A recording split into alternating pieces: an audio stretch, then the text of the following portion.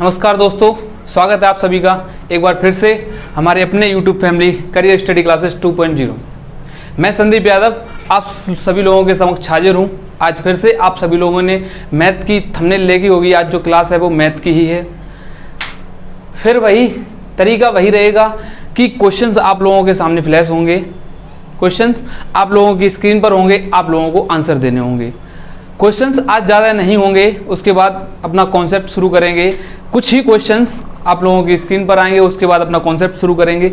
चलिए, जैसा कि पिछले सेशन में आप लोगों के कमेंट नहीं आए, हमने एक क्वेश्चन जो होमवर्क के तौर पर छोड़ा था आपका, उसका भी आंसर नहीं आया।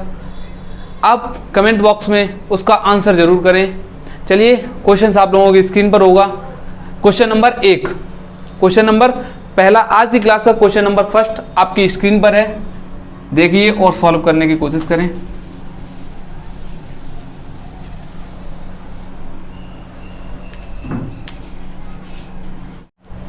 क्वेश्चन 1 जो है वो आप लोगों की स्क्रीन पर है। क्वेश्चन 1 को पढ़ें और सॉल्व करने की कोशिश करें। क्वेश्चन ये जो है वो मेंस में आया हुआ क्वेश्चन है।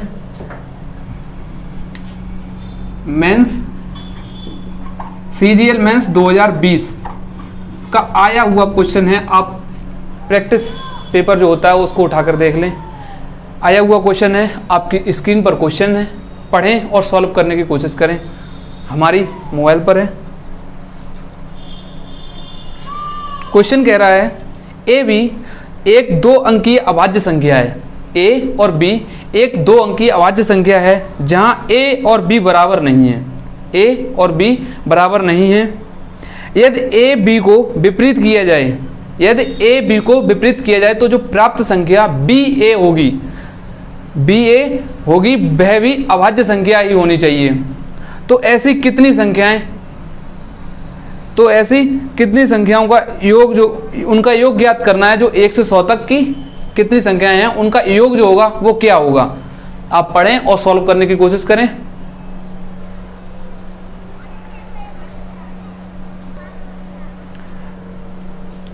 ए और बी 2 अंकीय अभाज्य संख्या है। चलिए सॉल्व करते हैं उस क्वेश्चन को। इसका सॉल्यूशन देखते हैं। ए और बी इस तरह की कोई 2 अंकीय कोई संख्या है। अब आप अगर 2 अंकीय संख्या है, ये भी आप समझ चुके होंगे कि 1 से 10 तक की कोई भी अभाज्य संख्या इसमें काउंट नहीं होगी। अब जब 2 अंकीय अभाज्य संख्या है तो कहां से शुरू होगी बेटा? 11 से। 11 से होगी। 11 के बाद फिर क्या आएगा? 13, 17, 17 के बाद 19। इस तरह से जो संख्या है वो ए और बी 2 अंकीय अभाज्य 2 अंकीय है, और ये जितनी भी संख्या हम लिख रहे हैं वो सारी की सारी संख्याएं अभाज्य संख्याएं हैं। क्वेश्चन में एक बात और मेंशन की हुई है, क्वेश्चन में एक बात और मेंशन की हुई है, अगर ए और बी को विपरीत किया जाए, ए और बी को विपरीत किया जाए, विपरीत करने के बाद भी जो प्राप्त संख्या, इनको अगर रिवर्स करें ए और बी को, तो बी और ए ये जो संख्या बनेगी वह भी संख्या अभाज्य संख्या होनी चाहिए। ए और बी अभाज्य है, जब इनको विपरीत करें तो वह भी संख्या अभाज्य संख्या होनी चाहिए। तो हमने शुरू किया 11 से। 11 एक अभाज्य संख्या है, उसके बाद 13 भी अभाज्य है, 17, 19 अभाज्य है, उसके बाद 23 अभाज्य है, 23 के बाद 29, 31। इस तरह से सारी की सारी संख्याएं हमें लिखनी है 100 तक।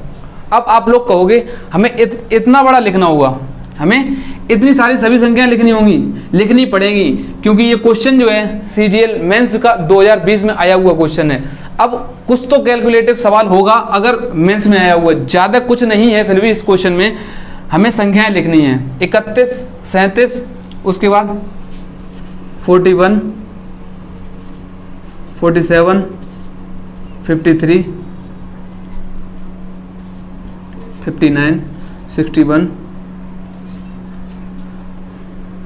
67। इस तरह से हमें सभी सारी संख्याएं लिखनी है। चलिए आप लोग लिखिए और मैं काउंट करके बताइएगा।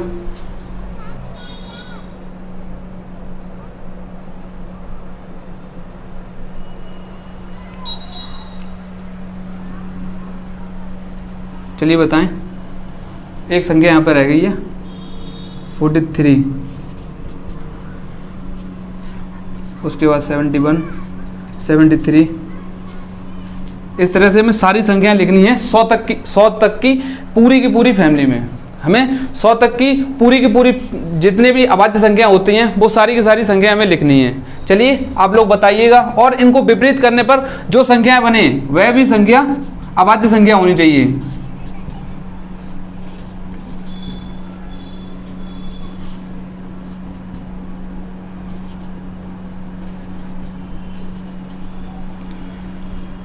ये लगभग सारी की सारी संख्याएं जो हैं वो अभाज्य संख्याएं हैं। चलिए एक बार चेक करें, ये सारी की सारी संख्याएं जितनी भी संख्याएं लिखी हुई हैं वो अभाज्य संख्याएं हैं भी या नहीं भी, चेक करिएगा।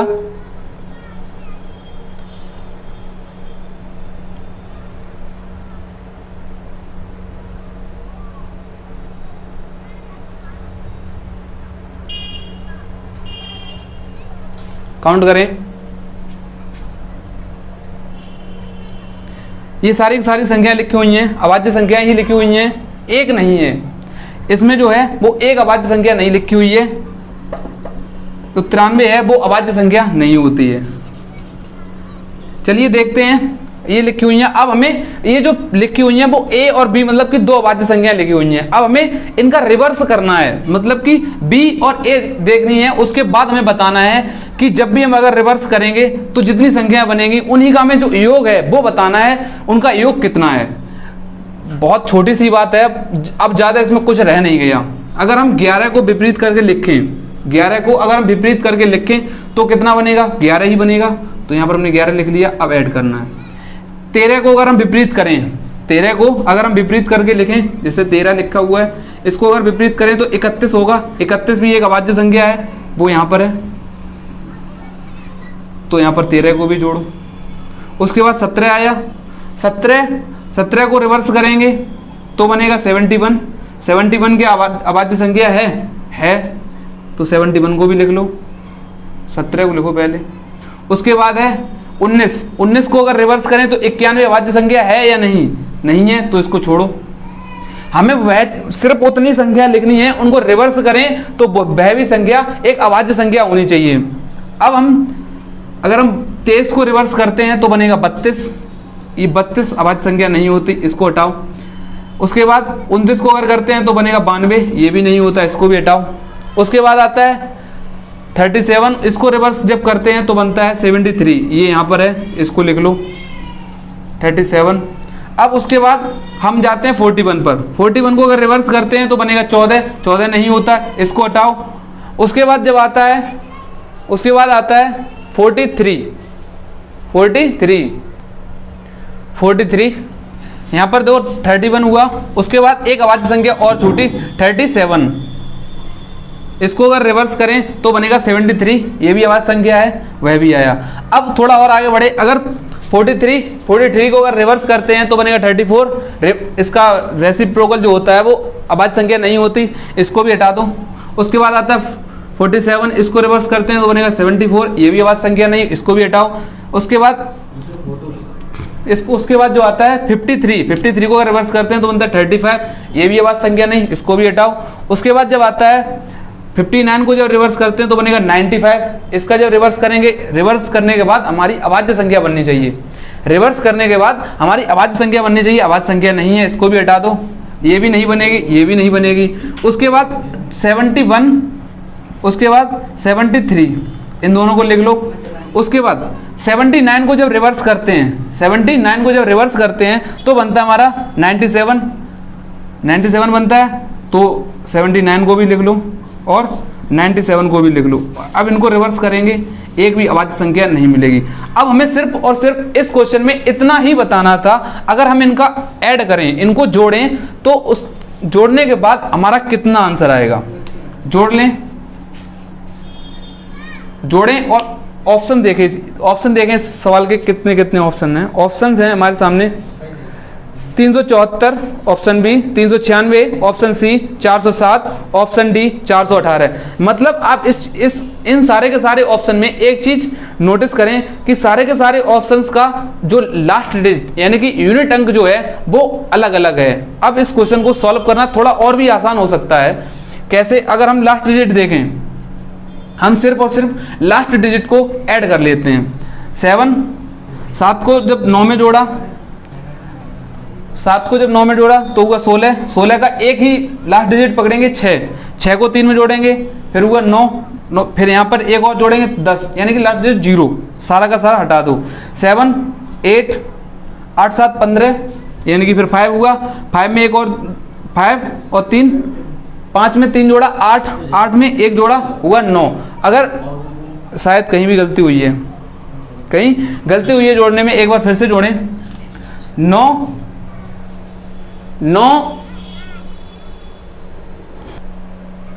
हमने जोड़ा तो हमारा लास्ट डिजिट तो जो बना वो 9 बना। अब एक चीज देखें, हमने इसमें एक गलती की। गलती क्या की? अगर हमने कहा a और b दो संख्याएं जो हैं अगर वो अभाज्य हैं, अगर हम उनका रेसिप्रोकल करते हैं यानी कि जब विपरीत करते हैं तो वह भी संख्या जो बननी चाहिए वो भी एक अभाज्य संख्या बननी चाहिए। तो इस सवाल में जो 11 है अगर हम इसको विपरीत करते हैं तो 11 ही रहेगा। 11 को अगर विपरीत करते हैं तो 11 ही रहेगा, कोई मतलब ही नहीं। तो यहाँ पर हमें सिर्फ और सिर्फ 11 को नहीं लेना था, और सब सही है। अगर 11 हटा एक यानी कि एक अंक घटा तो रहेगा 8, अंक एक घट जाएगा तो यूनिट डिजिट जो हमारा बनेगा वो 8 बनेगा ना। उसके बाद आपके हिसाब से ऑप्शन जो है 418 वाला बिल्कुल सही होगा, यानी कि आपका जो ऑप्शन है वो option D is the correct answer this question. चलिए नेक्स्ट क्वेश्चन आपकी स्क्रीन पर फ्लैश हो रहा है, क्वेश्चन नंबर 2। क्वेश्चन नंबर 2 आप लोगों की स्क्रीन पर है, चलिए सॉल्व करने की कोशिश करें।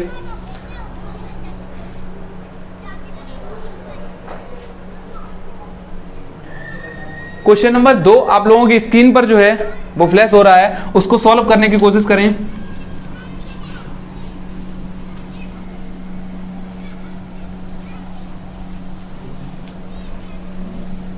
क्वेश्चन में इसमें भी कुछ ज्यादा खास नहीं है। क्वेश्चन नंबर 2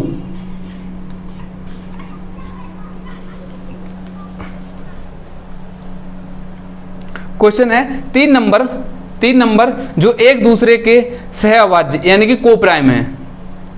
ऐसे अभाज्य हैं, ऐसे हैं जैसे कि पहले और दूसरे नंबर जब दो नंबर का गुणा किया जाता है तो हमारा बनता है 286 और अंतिम दो अंक का गुणा किया जाता है तो बनता है 770। तो इन तीनों संख्याओं का हमें योग बताना है, योग कितना होगा। चलिए देखते हैं, इसमें भी ज़्यादा कुछ खास नहीं है।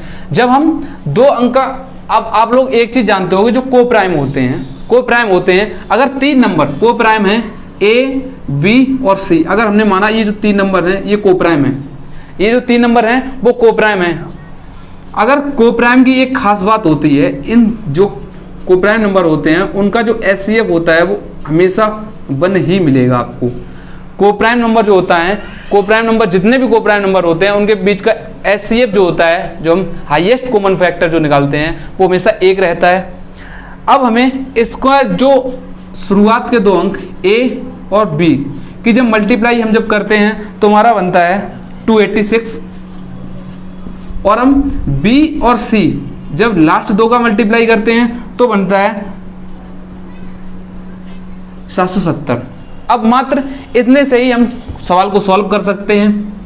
अब इसमें आपने एक चीज देखी, v यहां पर भी है, v यहां पर भी है, v दोनों जगह कॉमन है, v दोनों जगह कॉमन है। अब हम इसको काट पीट कर लें, अगर इस यहां पर हम इसका भाग कर दें, यहां पर अगर हम इसका भाग कर दें तो यहां से क्या निकल कर आएगा, a से b का रेशियो क्या निकल कर आएगा, b से b यहां पर कट जाएगा। जो संख्या इसको काटेगी वही भी होगा। चलिए देखते हैं, काटने की कोशिश करें। हम काटने की कोशिश करते हैं सबसे पहले 11 से, हम काटने की कोशिश करते हैं 11 से, नहीं 22 से पूरा कट जाएगा एक बार में। 22 एकम 22 बचा 6, 22 तियो 66, उसके बाद 22 तियो 66 3 बार में गया, बचा कितना 11 और 22 पंजे 110, यानी कि कटा 22 से, तो 22 जो है वो हमारा बी होगा। ए और सी की ये भी वैल्यू निकली। अब इसमें आप सभी लोगों ने ए बी और सी तीनों का मान जो है वो ज्ञात हो गया बेहद सरल तरीके से। बेहद सरल तरीके से ए बी सी का मान ज्ञात हुआ। अब हमें ए बी सी तीनों संख्याओं का योग बताना है, बेहद सरल हुआ। अब यहाँ से ए बी और सी का हमें योग बताना था। ए जो है वो हमारा 13 हुआ, बी जो है वो हमारा 35 हुआ और सी जो है वो हमारा 22 हुआ। अब इनको जोड़ दो, 22 और 13 कितना हुआ 35 और ये 35 70, यानी कि इस सवाल का आंसर जो है वो 70 होगा। यानी कि आपके ऑप्शंस के हिसाब से option D is the right answer for this question. Question number 3 आप लोगों की स्क्रीन पर जो है वो फ्लैश हो रहा होगा। क्वेश्चन नंबर 3 को पढ़ें और सॉल्व करने की कोशिश करें। ये सारे के सारे क्वेश्चन जो हम आज करा रहे हैं वो एग्जाम में आए हुए हैं, एसएससी के एग्जाम में। क्वेश्चन नंबर 3 जो है वो आप लोगों की स्क्रीन पर है, पढ़ें और सॉल्व करने की कोशिश करें। आप जो है क्वेश्चन सॉल्व करते हैं, आप उसका आंसर जो है वो कमेंट बॉक्स में जरूर किया करें। आप कमेंट बॉक्स में आंसर नहीं करते।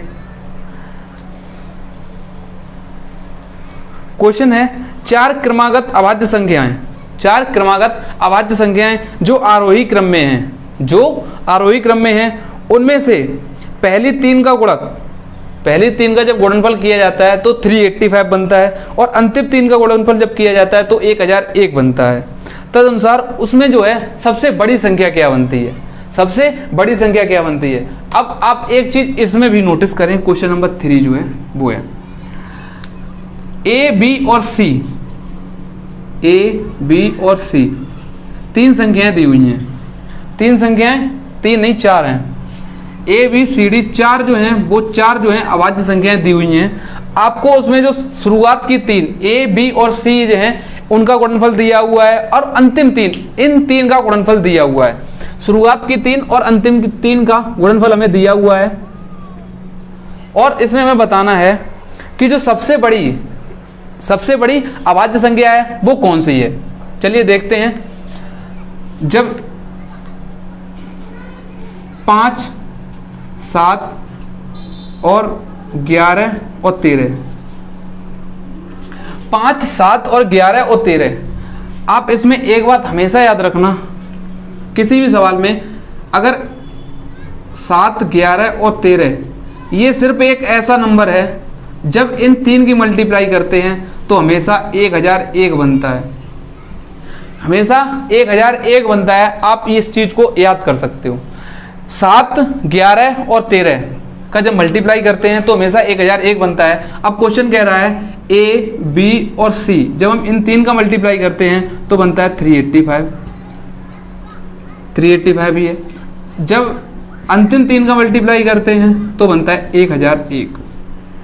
अब हमें ये तो पता है कि 7, 11, 13 का जब मल्टीप्लाई करते हैं तो 1001 बनता है, यानी कि जो यहाँ पर जो संख्या बनेगी 7 बनेगी, 11 बनेगी और 13 बनेगी। अब इतना तो हमें पता लग गया, इसके लिए ये चीज सेटिस्फाई है। करके देखिएगा। अब हमें अगर ए बी सी अगर 385 बनता है तो इस सवाल की जो सबसे बड़ी संख्या होगी वो होगी 13, तो वो करेक्ट हो जाएगी। अब इनका मल्टीप्लाई करते हैं, 7 पंजे 35, जब 35 का मल्टीप्लाई 11 में करोगे तो कितना बनेगा, 11 पंजे 55, हासिल 5, 11 तो 33 और 5 38, 385 बना। यानी कि इस जब सवाल का जो ऑप्शन है वो ऑप्शन 13 सही है। यानी कि आपके ऑप्शंस के हिसाब से option number B for Bombay is the correct answer for this question. Question number 4 आप लोगों के स्क्रीन पर फ्लैश हो रहा होगा। क्वेश्चन नंबर 4 जो है वो आप सभी लोगों की स्क्रीन पर है।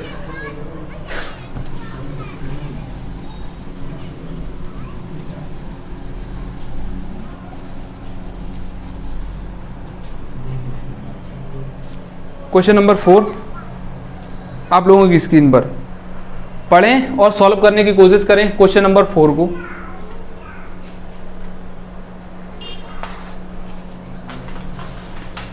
क्वेश्चन कह रहा है यदि संख्या 10 की पावर n-1 के अंकों का योग जहां n जो है वो एक प्राकृतिक संख्या है, तो 3798 के बराबर है, तो वहां पर n का मान हमें बताना है कि n का मान है वो क्या हो सकता है। चलिए क्वेश्चन नंबर 4 को आप सभी लोग कमेंट में करें answer. Question number 4,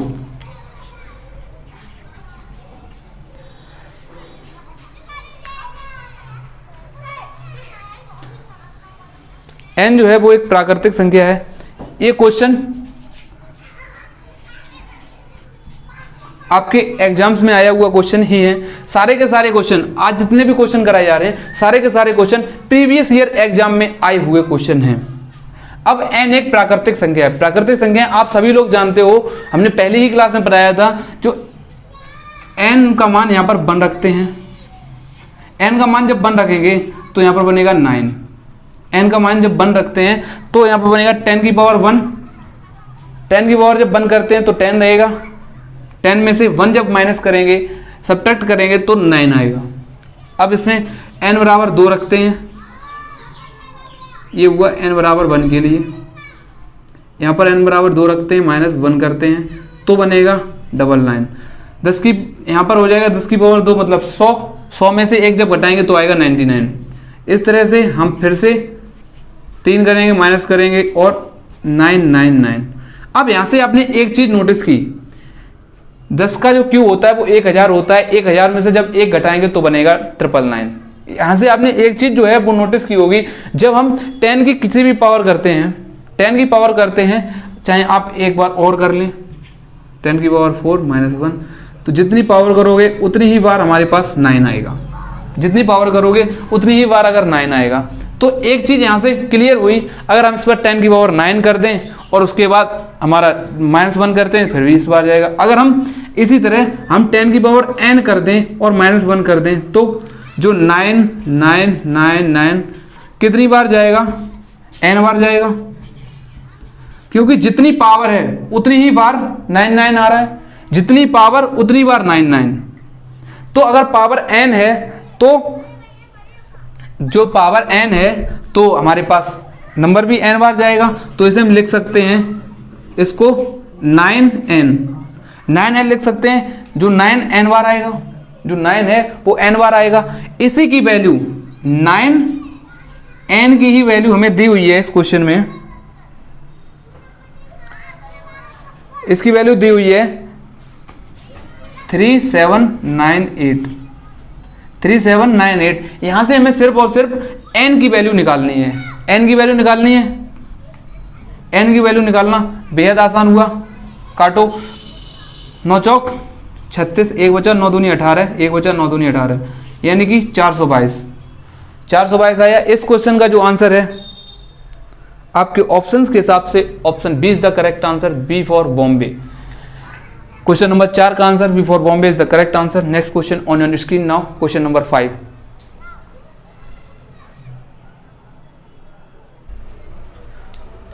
question number 5 जो है वो आप लोगों की स्क्रीन पर है, आप उसे पढ़ें और सॉल्व करने की कोशिश करें। क्वेश्चन नंबर 5 बेहद सरल क्वेश्चन है, उसमें ज़्यादा कुछ नहीं है। अगर आप रेगुलर क्लास देख रहे हो तो क्वेश्चन नंबर 5 आपके लिए बेहद आसान है, बेहद आसान है। क्वेश्चन कह रहा है दो संख्याओं का योग जो है वो 14 है। दो संख्याओं का योग जो है वो 14 है और उनके वर्ग के मध्य अंतर जो है वो 56 है। तो हमें जो दो संख्याएं जो निकलनी है उनके वर्गों का योग बताना है। आप लोग देखें कि a प्लस बी, कोई संख्या हमने मानी, दो संख्याएं a और b हैं। अगर उनका जो योग दिया है, वर्गों योग दिया है वो 14 है और उनके वर्गों के मध्य जो अंतर है वो दिया है 56 दिया है। ये एक अगर अलजेब्रा का एक बेस सरल जो है वो फॉर्मूला है, जब a square minus B square जो होता है वो होता है a प्लस बी के बराबर और a माइनस बी के बराबर। ये हमें दिया है 56। यहाँ से इसी क्वेश्चन में हमारे पास a प्लस बी की वैल्यू दी हुई है 14 और a माइनस बी यहाँ से निकल सकता है। a माइनस बी की वैल्यू आई 4, इसको यहाँ से डायरेक्ट काट दिया, 4 आया। a माइनस बी की वैल्यू आई 4, a प्लस बी हमें दिया हुआ है तो यहाँ से आप निकाल सकते हो a प्लस बी आपका दिया हुआ है 14 और a माइनस बी दिया हुआ है 4। अब इसमें आपको ए और बी का मान निकालने के लिए कुछ ज़्यादा खास नहीं करना है। आप इसमें ऐसा नहीं करें इसको काटें, बी से बी काटें, उसके बाद 2a बराबर 18 निकालें, उसके बाद a बराबर 9 निकले, ऐसा नहीं करना है। आप जब भी निकालते हो, जब भी अगर इसको निकालना है, एक बार जोड़ के आधा कर दो, एक बार घटा के आधा कर दो। जब हम a को निकालेंगे उसके बाद हमें इन दोनों को जोड़ना है, जोड़ के आधा कर दो तो कितना हुआ 9। जब b को निकालना है तो घटा के आधा कर दो, कितना आएगा 5। हमें दो संख्याएं पता लग गई। संख्याएं जो हमारी होगी वो 9 और 5 होंगी। 9 और 5 जो दो संख्याएं हमारी होंगी 9 और 5 होंगी। अब हमें सिर्फ और सिर्फ इन संख्याओं का वर्गों का योग बताना है। 9 का स्क्वायर किया कितना हुआ 81, 5 का स्क्वायर किया 55, इन दोनों को जोड़ दो, भैया आप लोगों का आंसर 106। 106 इस सवाल का आंसर हुआ। आपके ऑप्शंस के हिसाब से option A is the correct answer, A for Apple. Question number 5 का बेहद सरल सवाल था, कुछ ज़्यादा खास था नहीं। आपको इतना कुछ नहीं करना था, आपको इतना कुछ नहीं करना था। सिर्फ और सिर्फ ये जो चीज़ आपने निकाली इमेजिन करके निकाल सकते थे, कुछ ज़्यादा खास था नहीं। क्वेश्चन नंबर 6 जो है वो आप सभी लोगों के सामने हाजिर है। क्वेश्चन नंबर 6,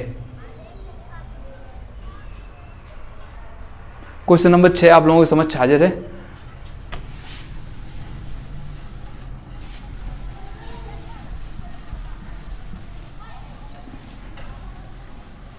क्वेश्चन नंबर 6 को पढ़ें और सॉल्व करने की कोशिश करें।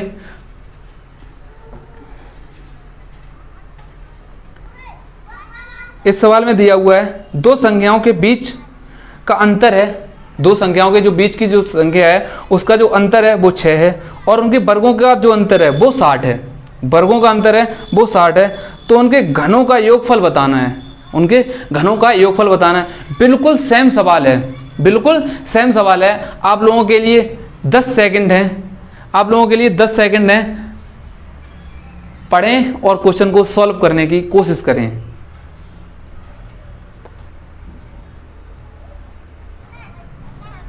दो संख्याओं के बीच का अंतर आपको दिया है, सिर्फ इसमें आपको घनों का योग निकालना है। चलिए ये भी पहली तरीके सवाल है।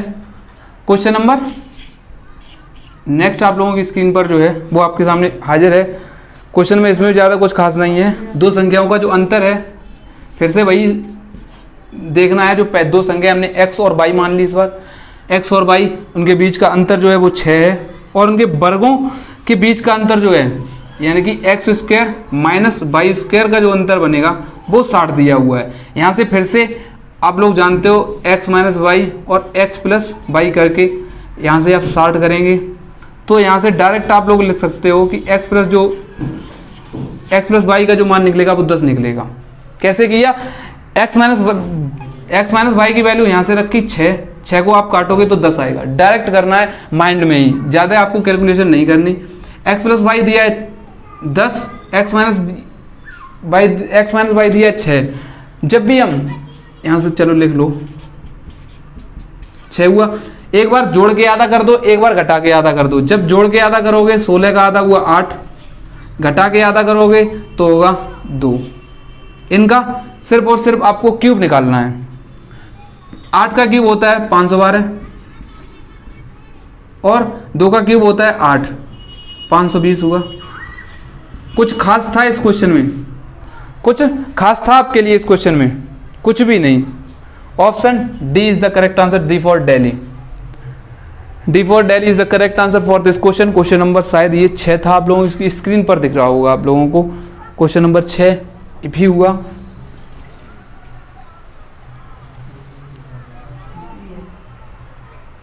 एक क्वेश्चन और है, इसमें है दो प्राकृतिक संख्याएं, दो प्राकृतिक क्रमागत विषम संख्याओं का जो वर्गों का योग है वो दिया है 394। उन संख्याओं का हमें योगफल बताना है। योगफल कितना होगा?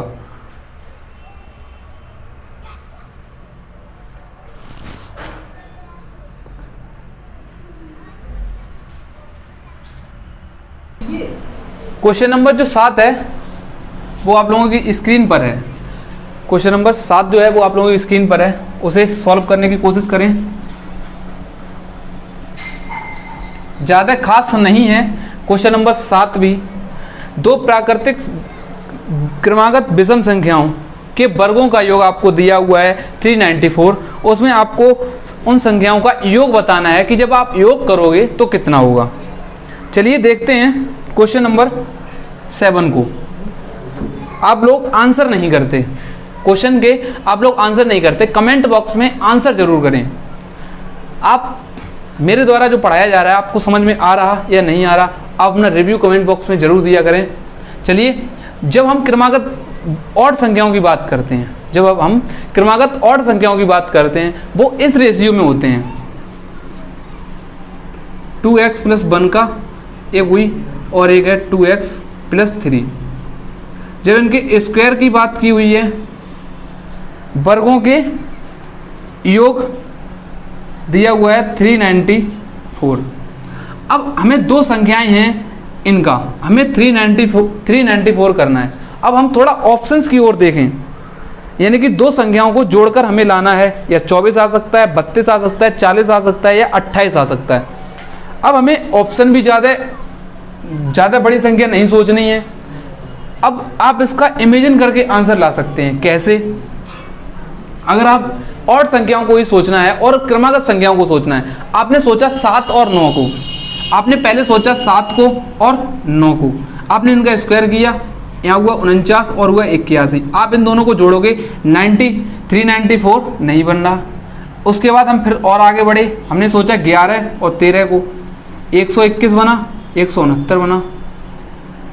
यूनिट डिजिट चेक किया, यहाँ पर 0 आ रहा है, यहाँ पर 4 आ रहा है, ये भी नहीं बना। उसके बाद हमने चेक किया 13 को और 15 को, 13 और 15 को, इनका जब स्क्वायर किया हमने तो बना 225 बना।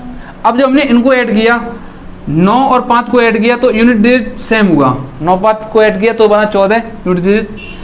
अगर इनको जोड़ा जाए तो 394 ही आ रहा है।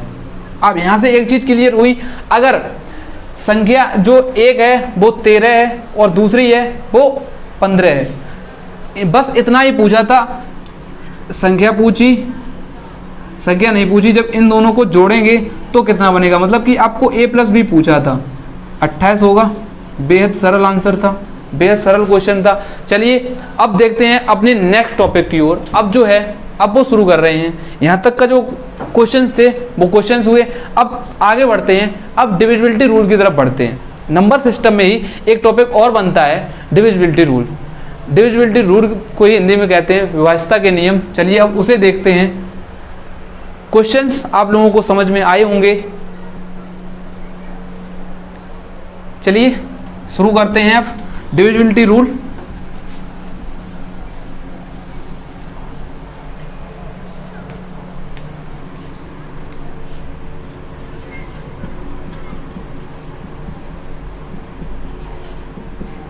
डिविजिबिलिटी रूल्स, इसी को कहते हैं विभाज्यता के नियम। विभाज्यता के नियम।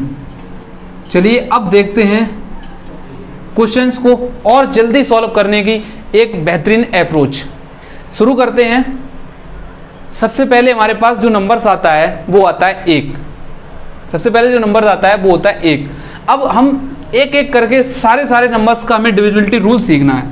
सबसे पहले हमारे पास नंबर जो है वो 1 जो है वो क्या है, इसका अगर डिविजिबिलिटी रूल सीखें, 1 जो है वो एक यूनिवर्सल फैक्टर है।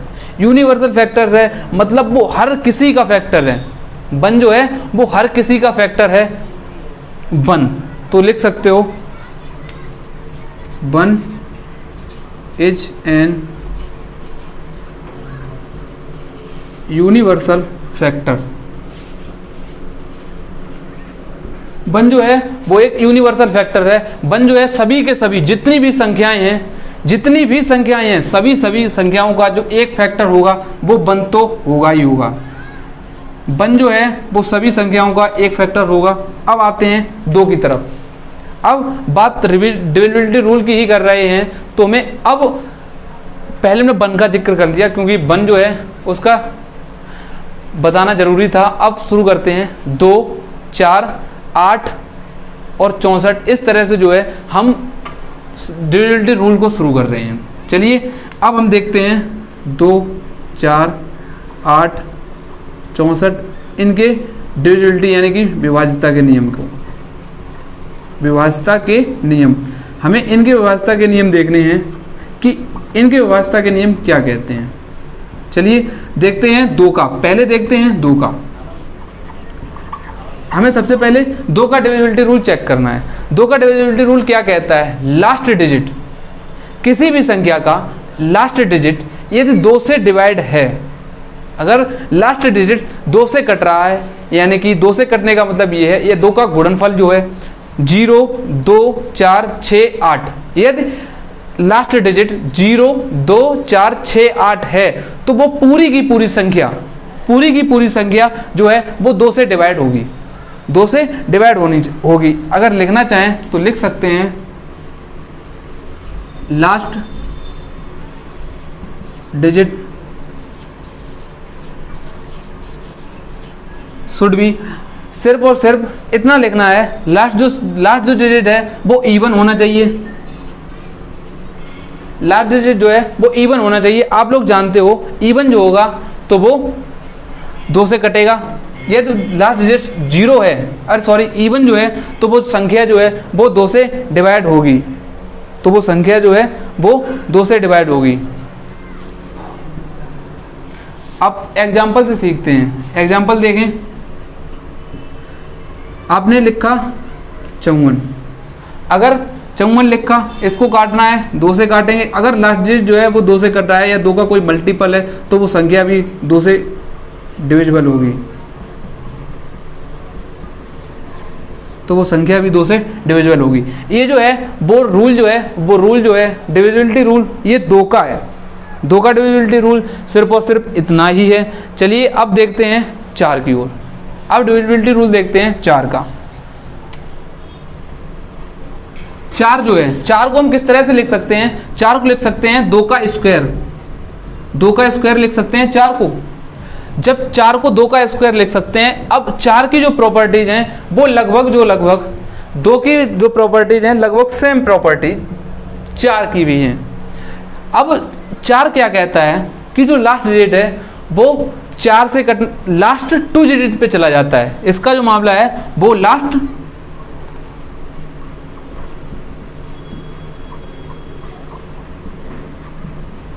इसके जो 4 है उसके जो है वो last 2 digit should be divisible by 4। अगर जो 4 है, अगर 4 के लास्ट के 2 डिजिट 2 अंक अगर 4 से कटते हैं तो वो पूरी की पूरी संख्या भी 4 से कटेगी, या उसके जो हैं वो लास्ट के 2 अंक 0 हैं तो वो संख्या पूरी की पूरी 4 से कटेगी। चलिए इसके एग्जाम्पल देखते हैं।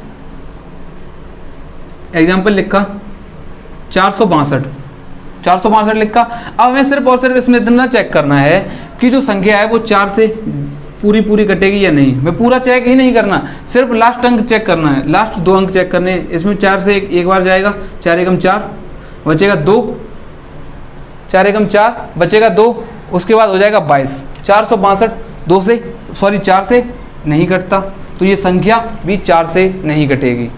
462 अगर 4 से नहीं कट रहा है, पूरी संख्या चेक करने की जरूरत ही नहीं। अगर 62 4 से नहीं कटा तो पूरी संख्या नहीं कटेगी। अब बात करें यदि 424 की, इसको अगर 4 से भाग किया जाए तो 24 है वो 4 से कटता है तो ये संख्या भी 4 से कटेगी। हमें लास्ट 2 डिजिट देखने होते हैं। अभी तक हमने सीखा 2 का और 4 का डिविजिबिलिटी रूल, 2 का और 4 का सीखा। अब चलिए देखते हैं जो है वो देखते हैं 8 का डिविजिबिलिटी रूल क्या कहता है। 8 को ही हम लिख सकते हैं 2 का क्यूब लिख सकते हैं। तो इसका जो अगर बनाना चाहें डेफिनेशन तो बना सकते हैं लास्ट 3 डिजिट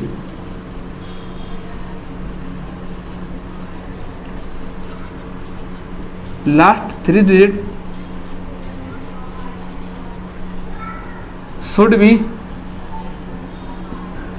डिविजिबल बाई 8। अगर किसी भी संख्या के लास्ट 3 डिजिट 8 से कटते हैं तो वो पूरी की पूरी संख्या भी 8 से कटेगी। अगर किसी भी संख्या के लास्ट के 3 डिजिट 8 से कटते हैं तो वो पूरी की पूरी संख्या 8 से कटेगी। इसके भी एग्जाम्पल से ही इसको देखते हैं। चलिए इसको देखते हैं। अगर 2 से कटती है तो यानी कि आप लोगों ने सीखा लास्ट डिजिट जो है वो 2 का मल्टीप्लाई, 2 का कोई मल्टीपल या कोई गुणनफल होना चाहिए। 4 से कटती है वो संख्या के लास्ट जो 2 डिजिट हैं वो डबल जीरो हो सकते हैं और वो संख्या भी जो है उसके लास्ट अंक 2 से कटने चाहिए, सॉरी 2 से नहीं 4 से कटने चाहिए, लास्ट 2 अंक 4 से कटने चाहिए। इसका क्या है कि लास्ट 3 अंक कटने चाहिए और अगर संख्या में लास्ट में 3 जीरो हैं तो वो संख्या भी 8 से कटेगी। चलिए इसका देखते हैं। इस संख्या को अगर 8 से भाग करें, इस संख्या को अगर 8 से भाग करें तो ये संख्या 8 से कटेगी या नहीं। अगर नहीं कटेगी तो जो रिमाइंडर यानी कि जो शेषफल होता है वो कितना आएगा। चलिए देखते हैं। हमें सिर्फ और सिर्फ लास्ट के 3 डिजिट देखने हैं। 8 से काटा कितनी बार गया, 8 6 48, 6 बार गया, बचा कितना 3, 8 चौक 32, यानी कि ये संख्या जो है वो 8 से पूरी पूरी कटी, 8 से पूरी पूरी कटी। अब देखते हैं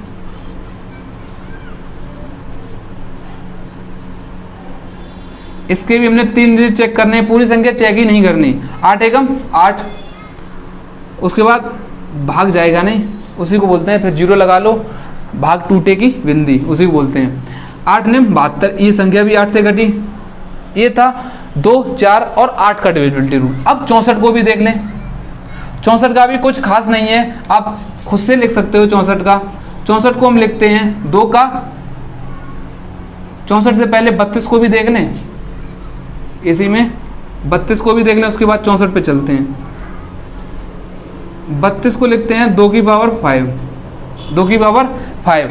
2 की पावर 5 का मतलब क्या होता है कि जिस संख्या के लास्ट के 5 डिजिट अगर लास्ट के 5 डिजिट अगर कट गई, लास्ट के 5 डिजिट अगर 32 से कट गए तो वो पूरी की पूरी संख्या जो है वो 32 से कटेगी। लास्ट के 5 डिजिट अगर 32 से कट गए तो वो पूरी पूरी संख्या कटेगी। इसी तरह से अगर 16 का भी लिखना चाहें तो 16 का भी लिख सकते हैं। 8 16 32 64।